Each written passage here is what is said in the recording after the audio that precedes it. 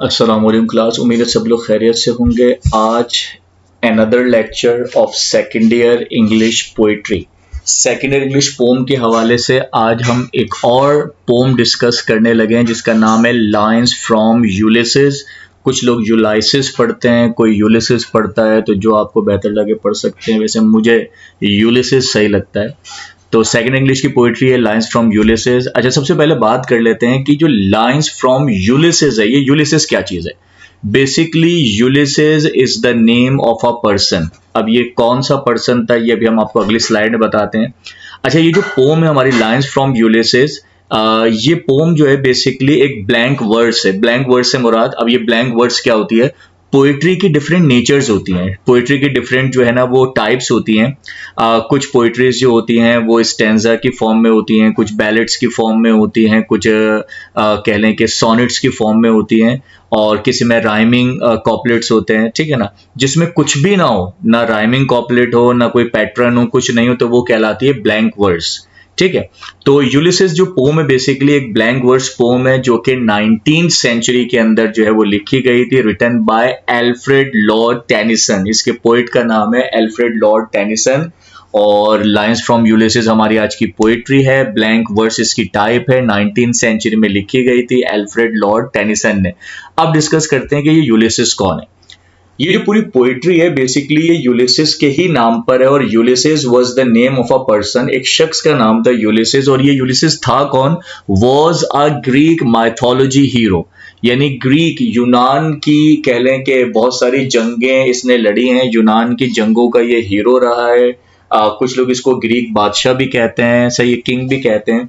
बहरहाल जो भी है, यहाँ पर जो आज की हमारी पोइट्री के अंदर डिस्कशन है वो यही है कि इसको यूलिसिस को एक हीरो के तौर पर रिप्रेजेंट किया गया है, जो कि इसने काफी जंगें भी लड़ी हैं। और आज की हमारी पोइट्री का मकसद बेसिकली क्या है, पहले तो हम मकसद डिस्कस कर लेते हैं। हमारी आज की पोम का जो मकसद है वो बेसिकली क्या है कि यूलिसिस की जो ये पोम है जिसमें इसने अपने हीरो होने का एक तस्करा किया है, लेकिन सवाल यह है कि यूलिसिस जो हीरो था वो तो जाहिर सी बात है अपनी यंग एज में था। आज जब हम ये पोइट्री पढ़ रहे हैं तो आज यूलिसिस जो है वो एक नौजवान नहीं है, एक यंग नहीं है, एक सोल्जर नहीं है, बल्कि काफ़ी एज्ड इंसान हो चुका है, एक ओल्ड इंसान हो चुका है, काफ़ी बूढ़ा इंसान हो चुका है। लेकिन आज की पोम का मकसद बेसिकली क्या है, आज की पोम का जो थीम है बेसिकली वो ये है कि नेवर गिव अप। कभी भी इंसान को हिम्मत नहीं हारनी चाहिए, कैसी भी दौर हो, कैसा भी एज हो, कैसा भी लम्हात हो, इंसान को अपनी हिम्मत नहीं हारनी है। तो यूलिसिस जो है वो भी इसी नेचर का बंदा है कि जब ये यंग था तो ये बड़ा जबरदस्त निडर किस्म का सिपाही था, बड़ा कह लें कि इसने अपनी जिंदगी को बड़े जंगजुओं की तरह गुजारा है। लेकिन अब क्या है, अब जाहिर सी बात है उम्र गुजर गई, वक्त गुजर गया, सही है ना, तमाम वाकयात गुजर गए, सही है ना। अब इंसान जो है ना वो वीकनेस की तरफ आ गया, बूढ़ा हो गया, कमजोर हो गया, ठीक है ना।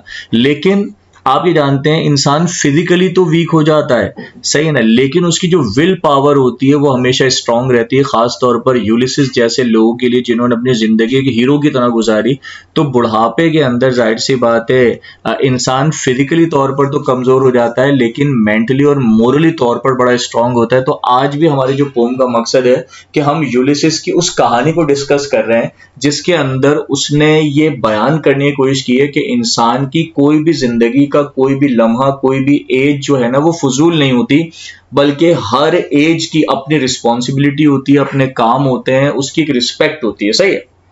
यानी बेसिकली देखा जाए तो आज की जो हमारी पोइट्री है बेसिकली बहुत ही ज्यादा मोटिवेशनल पोम है, सही है ना। और इसमें बताने का मकसद ये बयान किया गया है कि किसी भी एज के अंदर इंसान की जिंदगी यूजलेस नहीं होती, किसी भी एज के अंदर इंसान ये ना समझे कि अब वो यूजलेस हो गया है, वो बेकार हो गया है, वो कोई काम नहीं कर सकता, ये वो ड्रामेबाजी। तो इन सेंस क्या है बताने का कि आज की जो हमारी पोम है इसके अंदर यूलिसिस की कहानी कुछ ऐसी है कि अब यूलिसिस को ये तो अंदाजा है कि मैं वॉरियर नहीं रहा, अब मैं लड़ नहीं सकता, मैं फाइट नहीं कर सकता, क्योंकि जाहिर सी बात है वो यंग नहीं रहा, बूढ़ा हो चुका है। लेकिन उसने कहा फिर भी बुढ़ापे का मतलब ये थोड़ी ना है कि हमारी जिंदगी का काम खत्म है। उसने बोला अभी भी बहुत सारे काम ऐसे हैं जो बगैर लड़े किए जा सकते हैं, जिनसे नाम कमाया जा सकता है। तो उसने भी कहा कि मैं भी मरने से पहले मैं अपनी ज़िंदगी में बुढ़ापे में भी कुछ ऐसा करके जाऊंगा कि मेरे जाने के बाद जिस तरह लोग मुझे जवानी में याद रखते थे मेरे फाइट्स की वजह से, मेरे हीरोइज्म की वजह से, तो उसने कहा था मेरे बुढ़ापे के बाद भी, मेरे मरने के बाद भी लोग मुझे याद रखेंगे और मैं बुढ़ापे में भी ऐसे काम करके जाऊंगा जो मेरे मरने के बाद भी लोग उसको याद रखेंगे। तो कहानी का आगाज बेसिकली कैसे होता है कि यूलिसिस ने अपने साथ के जो लोग थे, जो इसके साथ यंग हुआ करते थे, फाइट्स लड़ा करते थे, वो भी जाहिर सी बात है बूढ़े हो गए। तो अब इसने उन बुढ़ापे के अंदर उन तमाम बूढ़ों को जमा किया और उन सबको मोटिवेट किया कि देखो अब हम उतने स्ट्रांग तो रहे नहीं कि हम जाके जंगे लड़ना शुरू कर दें। तो अब हम क्या करेंगे, हम एक दुनिया का सफर करेंगे, वोएज करेंगे, समंदरी सफर करेंगे। और ये दुनिया अपने दोस्तों को दिखाता है, कहता वो देखो समंदर के दूर दूसरी तरफ, कहता है एक जजीरा है, हमें वहां जाना है, हमें एक नए जजीरे की तलाश करनी है, हमें एक नई दुनिया की तलाश करनी है, ठीक है ना। और इस तलाश के लिए हमें जाहिर सी बात है ये पूरा समंदर क्रॉस करना पड़ेगा एक कश्ती में बैठकर, और हो सकता है कि हम वो क्रॉस कर पाए, हो सकता है हम क्रॉस नहीं कर पाए, लेकिन अगर कर पाए तो जाहिर सी बात है दुनिया में नाम रकम हो जाएगा हमारा। लोग कहेंगे कि ये फला जजीरा फला ने डिस्कवर किया। जैसे आप मिसाल ले लें कि क्रिस्टोफर कोलंबस है, वास्को डे गामा है, सही ना। अमेरिका को डिस्कवर करने में किसका हाथ है, वास्को डे गामा और क्रिस्टोफर कोलंबस का हाथ है। यानी कि जो न्यू वेस्टर्न इंपेरियलिज्म बनाया था वो किसने बनाया था, वो वास्को डे गामा और क्रिस्टोफर कोलंबस ने बनाया था। तो ऐसे ही आज भी हम उनको याद रखते हैं ना, हालांकि वो कौन थे, वो भी ऐसे थे, वोएज करते थे, समंदरी सफर में घूमा करते थे, ठीक है ना, नए नए जजीरे तलाश किए। तो हमारा जो आज का यूलिसिस है, जो हमारा हीरो है हमारी कहानी का, ये भी अपने ओल्ड फ्रेंड से कह रहा है कि देखो अब हम उतने मजबूत, उतने स्ट्रांग नहीं रहे फिजिकल कि हम जंगे लड़ सके, लेकिन अभी भी हमारी विल पावर स्ट्रांग है। और हम अपनी विल पावर से क्या करते हैं, हम एक वोएज करेंगे, समंदरी सफर करेंगे और हम एक नए जजीरे की तलाश करेंगे। अगर पहुंच सके तो दुनिया हमें याद रखेगी, और नहीं पहुंच सके तो फिर भी कम से कम ये गुमान नहीं होगा कि हमने अपनी बुढ़ापे को बिल्कुल यूजलेस तरीके से गुजारा। तो हम आज भी कोशिश करते हैं। तो मतलब इन शॉर्ट मोटिवेशनल पोम है। पोम का मकसद ये है कि कभी भी किसी भी लम्हे में जिंदगी के जो मामलात हैं वो खत्म नहीं होते, सही है ना। तो कहानी का आगाज कैसे हो रहा है कि इसने अपनी एज के सारे लोगों को, जो इसके दोस्त अहबाब थे, जो पुराने पुराने इसके दोस्त थे, फाइटर हुआ करते थे, जंग के अंदर लड़ा करते थे, उन सारे दोस्तों को इसने बुला लिया, एक कश्ती में सवार करा लिया है। और अब ये कश्ती को लेकर जाना चाहते हैं पूरा समंदर क्रॉस करके, यानी समंदर के एक किनारे से समंदर के दूसरे किनारे तक जाना है इनको, और बहुत दूर एक जजीरा है वहां की तलाश में जाना है। यानी वो इतना दूर जजीरा है जहां से नजर आता है सूरज तुलू होता हुआ और सूरज गुरूब होता हुआ दिखाई देता है, सही ना। तो वहां की तलाश में जा रहे हैं ये। तो आगे बढ़ते हैं, क्या लिखते हैं देखें। तो कहा यह जा रहा है कि कश्ती में रवाना हो गए हैं, इसके सारे दोस्त जो हैं बेचारे वो चप्पू चला रहे हैं, सेल कर रहे हैं, कश्ती को चला रहे हैं, और ये नवाब साहब खड़े होकर सबको खिताब कर रहे हैं। और कैसे खिताब कर रहे हैं देखें। पहला वर्ड इस्तेमाल करते हैं, अब यूलिसिस की तकरीर है पूरी, है ना, अपने लोगों से मुखातिब होते हुए, कश्ती चल रही है, सही है, समंदर में रवां दवा है, ठीक है ना, और ये लोगों को मोटिवेट करता जा रहा है, सही। क्योंकि जाहिर सी बात है समंदर का सफर करना और पूरे समंदर को क्रॉस करना एक लोकल सी कश्ती के साथ, तो जाहिर सी बात है लोग डरते हैं, घबराते हैं, सही है ना, उनका मोरल डाउन हो रहा होता है। तो ये सबको मोटिवेट कर रहा था और कहता है माय मैरिनर्स, मेरे मल्लाहों। मैरिनर्स कहते हैं कश्ती चलाने वालों को, माहीगीरों को, मल्लाहों को। तो कहता है माय मैरिनर्स, मेरे मल्लाहों, मेरे दोस्तों, मेरे कश्ती चलाने वालों। सोल्स दैट हैव टोइल्ड, कहता है कि सोल्स, हमारी जो रूह है, दैट हैव टोइल्ड, यानी कि वो बेकार नहीं है, बल्कि हमारी उम्र, हमारी एज की अभी भी क्या है, टोइल्ड से मुराद एक रिस्पेक्ट है, एक इज्जत है, एक हमारा एहतराम है। एंड रोथ, रोथ से मुराद वर्क, अभी भी हमारे पास बहुत सारे काम है करने के लिए। तो कहता है थॉट विद मी, तो कहता है चलो बिल्कुल मेरी तरह सोचो, जैसे मैं सोचता हूं, मेरी सोच को आगे लेके चलो। That ever with a frolic welcome took, और कहता है कि हमें जाना है कहां पर, बहुत दूर जाना है, कहां पर, that ever with a frolic, frolic से मुराद एक बहुत खूबसूरत, एक बहुत खुशियों वाला, वेलकम टुक, यानी हम एक ऐसी जगह पे जा रहे हैं जहां पर हमारा बहुत खूबसूरत सा वेलकम किया जाएगा। लेकिन वहां पहुंचने से पहले कह रहा है the thunder and the sunshine, जब हम जा रहे होंगे समंदर के अंदर, the thunder and the sunshine, thunder वैसे बेसिकली बिजली की गरज को कहा जाता है, चमक को कहा जाता है, इन सनशाइन सूरज की गर्मी को। अब ये जो दो अल्फाज इस्तेमाल हुए ना, the thunder and the sunshine, यहाँ पर ये थंडर एंड सनशाइन से मुराद ये है मुश्किलात की बात की जा रही है। यानी थंडर एंड द सनशाइन, आसमानी आफात भी आ सकती हैं, तूफान आ सकता है, गर्मी शदीद है, बिल्कुल समंदर है और हमें चलते जाना है, एंड ओपोज। तो राइटर क्या लिख रहा है, यूलिसेस लिख रहा है क्या, कहता है कि हो सकता है हम जब चलें समंदर के अंदर तो ये तमाम चीजें हमें क्या करें, ओपोज करें, हमें रोकें, हमें डराएं, हमें है ना पीछे धकेलें।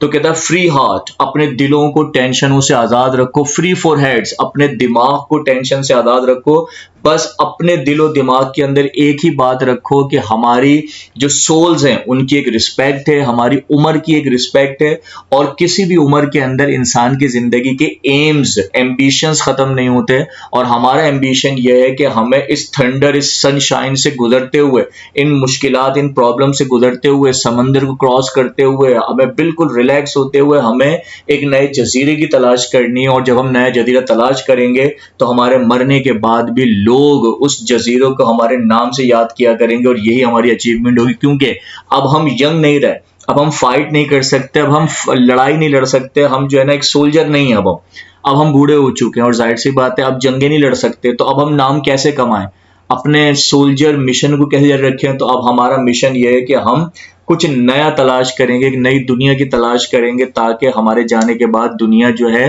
वो कह सके कि ये फला फला यूलिसेस ने और उसके दोस्तों ने इसको डिस्कवर किया था। ठीक है जी, आगे बढ़ते हैं। अच्छा, अब एक तरफ देखा जाए, ये जो फर्स्ट स्लाइड है हमारी, इसमें ये बता रहा है कि भाई थंडर, सनशाइन, मुश्किलात आ सकती हैं, हमें रोकेंगी, घबराना नहीं है, लेकिन आपने आगे चलना है। क्या कहता है you and I R old, यानी यूलिसेस कह रहा है कि तुम और मैं, यानी कि हम सब क्या हो चुके हैं, बूढ़े हो चुके हैं। यानी इस बात को एडमिट कर रहा है कि अब हम बूढ़े हो चुके हैं। Old age hath yet his honour and its twelve, लेकिन कह रहा है कि ओल्ड एज का मतलब ये थोड़ी ना होता है कि हमारी जिंदगी के सारे एम्स खत्म हो जाए। तो कह रहा है old age hath yet his honour, बुढ़ापे का भी एक ऑनर, एक इज्जत, एक एहतराम, एक रिस्पेक्ट होती है, सही ना। यानी एक एम होता है, जिंदगी के मिशन होते हैं। डेथ क्लोज इज ऑल, ये बात भी सच है कि अगर इस मिशन को पूरा करने से पहले पहले हम मर गए तो कह रहे हैं मौत जो है वो हमारे तमाम एम्बिशंस को वहीं के वहीं क्लोज कर देगी। लेकिन बट समथिंग एर द एंड, एर का मतलब होता है बिफोर, लेकिन मरने से पहले, some work of noble note, हम कोई ऐसे बेहतरीन काम करके जाएंगे, मे यट बी डन, शायद जो आज तक किसी ने ना किया हो या शायद हम भी ना कर सके हो, हम ऐसे बेहतरीन काम करके जाएंगे। Not unbecoming man that is true with gods, और कहता है कि हम जो है ना ये वाले काम नहीं करेंगे जो हम पहले किए। क्योंकि जाहिर सी बात है, अगर आप ये यूलिसिस का और इसकी पूरी टीम का अगर आप हिस्ट्री निकाल के देखें तो इन्होंने कहीं ना कहीं जो फाइट्स किए हैं वो ये डिफरेंट कह लें कि इनके दौर के जो डिफरेंट मज़ाहिब गुजरे हैं, है ना, उनके खुदाओं के खिलाफ इन्होंने फाइट किए। तो कह रहा है not unbecoming the man that is true with gods, अब हम वो वाली फाइट नहीं करेंगे जो हम पहले किया करते थे। कहता अब हमारा एम चेंज हो चुका है, क्योंकि अब हम यंग नहीं रहे, अब हम बूढ़े हो चुके हैं। तो कह रहा है हमारा एम क्या है, the lights begin to twinkle from the rocks, कहता है अब हमें कहाँ जाना है, the lights begin to twinkle from the rocks, कहता है वो देखो समंदर के दूसरी तरफ एक पहाड़, the lights begin to twinkle, जहां से सुबह सवेरे सूरज की रोशनी निकलना शुरू होती है, यानी सूरज तुलू होना शुरू होता है। द लॉन्ग डे वेन्स, और कहता है कि अब जब हम जा रहे हैं समंदर के अंदर, द लॉन्ग डे वेन्स, यानी कहता है दिन ढलता जा रहा है। वेन्स का मतलब होता है ढलता जाना, गुजरता जाना। यानी जाहिर सी बात है, निकले तो सुबह सवेरे थे, तो सुबह सवेरे तो आप जानते हैं रोशनी भी होती है, हवा भी होती है, मौसम भी अच्छा होता है। लेकिन Aahista Aahista long day veins, यानी आहिस्ता आहिस्ता ये दिन क्या होता जा रहा है, ढलता जा रहा है। अब यानी कि देखा जाए तो यूलिसेस अपने दोस्तों को थोड़ा थोड़ा सा डराता भी जा रहा है कि देखो हमें जाना तो कहां पर है, उस पहाड़ तक जाना है, उस जजीरे तक जाना है जहां से सुबह का तुलू होता है, जहां से रोशनी शुरू होती है। लेकिन कहता है द लॉन्ग डे वेन्स, लेकिन कहता है फिलहाल क्या होता जा रहा है, दिन ढलता जा रहा है। द स्लो मून क्लाइम्स, और आहिस्ता आहिस्ता चांद नजर आता जा रहा है, यानी अंधेरा होता जा रहा है। और कहता है द डीप, डीप से मुराद यहां पर समंदर को कहा गया तो कहता है the deep moans round with many voices, और कहता है जैसे जैसे अंधेरा होता जाएगा, जैसे जैसे दिन ढलता जाएगा, चांद नजर आता जाएगा, तो कहता है समंदर जो है, ये समंदर एक नॉर्मल समंदर से क्या होना चलेगा, मोन्स, मोन्स से मुराद क्या होता है, यानी सदमा, मातम, दुख, यानी कि एक होलनाक कैफियत में कन्वर्ट होता जाएगा, राउंड विद मैनी वॉइसेस, और आपको इस समंदर में से बहुत हू का आलम नजर आएगा और बड़ी डेंजरस किस्म की आवाजें हवाओं के साथ आपको महसूस होंगी जो आपको डराएंगी, आपको, आपके दिल को डराएंगी, आपके दिमाग को डराएंगी और आपको वापस जाने पर मजबूर करेंगी और आपको आगे नहीं बढ़ने देंगी। लेकिन कम माय फ्रेंड्स, लेकिन यूलिसिस कहता है दोस्तों घबराना नहीं है, आगे बढ़ना है, कम माय फ्रेंड्स, आगे बढ़ते रहो, आगे चलो, हिम्मत नहीं हारो। फिर क्या लिखते हैं, अब देखें लिखा हुआ है टी, अब टी से मुराद यह है इट, क्योंकि पुरानी इंग्लिश की बुक्स में जो है ना पुरानी वर्डिंग इस्तेमाल की है, राइटर्स का अपना स्टाइल होता था, कोई वर्ड वो शॉर्ट लिख देते थे, कोई वो शॉर्ट फॉर्म में लिख देते, तो इसका मतलब है इट, टी से मुराद है इट। कह रहे हैं it is not too late to seek a newer world, कहता है अभी भी देर नहीं हुई हमें एक नई दुनिया की तलाश करनी है, यानी कि अभी भी जिस तरह हम सोल्जर हुआ करते थे, फाइट्स किया करते थे, नए नए मुल्क डिस्कवर करते थे, नए नए मुल्कों पे जो है ना हम आज़ाद करा लिया करते थे, वहां पर है ना कब्जा कर लिया करते थे, तो कह रहे हैं अभी भी it is not too late to seek a newer world, हमें अभी भी देर नहीं हुई कि हम एक नए जजीरे की तलाश करें। तो अपने दोस्तों से कहता है पुश ऑफ, कहता है बढ़ाओ कश्ती को आगे, and sitting well in order is mind, और कहता है तरतीब से बैठो, सलीके से बैठो, क्योंकि जाहिर सी बात है कश्ती है, अगर डिसबैलेंस किया तो डूब जाएगी। फिर लिखा हुआ है द साउंडिंग फरोज, साउंडिंग से मुराद होता है नॉइजी और फरोज से मुराद है वेव्स, यानी कहता है ये जो शोर मचाती हुई लहरें, फॉर माई पर्पज होल्ड्स, कहता है कि भले कितना लहरें शोर मचाएं, कितना डराएं, कितना भी कुछ, आई स्टिल इंटेंड, यानी मैं अभी भी अपने इरादे पर मजबूत हूं और मुझे आगे बढ़ना ही है। तो कहता है मेरे दोस्तों to sail beyond the sunset, चलाओ कश्ती को आगे, हमें कहां जाना है, बियॉन्ड द सनसेट, यानी जहां पर सूरज गुरूब होता है हमें उससे भी बियॉन्ड जाना है, उसके भी आगे जाना है। And the baths of all the western stars, and the baths of all western stars, यानी कहता है कि हमें वहां तक जाना है जहां पर, यानी समझ लो मिसाल दे रहे हैं समंदर की, कह रहे हैं the baths of all the western stars, यानी नॉर्मली हमने सुना होगा, बचपन से सुनते हुए आ रहे हैं कि जब रात हो रही होती है तो चांद नजर आ जाता है, सितारे नजर आ जाते हैं, जब सुबह होती है और जब छोटे बच्चे अपनी मदर से पूछते हैं, अपने पेरेंट्स से पूछते हैं कि वो चांद कहाँ चला गया और वो सितारे कहाँ चले गए, तो उनको बहलाने के लिए कहा जाता है कि बेटा वो तो डूब गए, वो तो समंदर में डूब गए, या तो वो तो है ना कहते हैं सो गए। तो यहां पर भी राइटर भी क्या लिख रहा है, to sail beyond the sunset, हमें कश्ती चलाते हुए कहां तक जाना है, जहां पर सनसेट होता है, जहां सूरज गुरूब होता है, उससे भी बियॉन्ड जाना है। And the baths of all the western stars, हमें वहां जाना है जहां पर सारे सितारे डूब जाया करते हैं, सही ना, अंटिल आई डाई। और राइटर कह रहा है हमें ये सफर तब तक जारी रखना है जब तक हम जिंदा हैं, यानी जब तक हम जिंदा हैं, मर नहीं जाते, हमें ये सफर जारी रखना है। फिर लिखा हुआ है it may B that the girls will wash us down. अच्छा, अब जब हम समंदर में जा रहे हैं तो पोएट हमें कह लें मोटिवेट भी करता जा रहा है, आगे बढ़ाता जा रहा है, और बढ़ाते बढ़ाते मुश्किलात भी बताता जा रहा है कि देखो भाई अब हम समंदर के बीचों बीच आ गए। द गर्ल्स, गर्ल्स कहते हैं समंदर को, विल वॉश अस डाउन, ऐसा भी मुमकिन है कि कश्ती पलट जाए और हम सारे के सारे समंदर में डूब जाएं, तो विल वॉश अस डाउन, ऐसा भी पॉसिबल है कि हम सब ग्रुप हो जाएं, डूब जाएं, मर जाएं। It may be we shall touch the happy islands, लेकिन ऐसा भी तो हो सकता है हम ना डूबे, हम कश्ती चलाते चलाते हम वहां तक पहुंच जाए, कहां तक, it may be we shall touch the happy islands, कि हम वहां तक पहुंच जाएं कि हम इस खूबसूरत जजीरे की तलाश कर पाए, हम उस बेहतरीन खुशहाल आइलैंड की तरफ पहुंच जाए।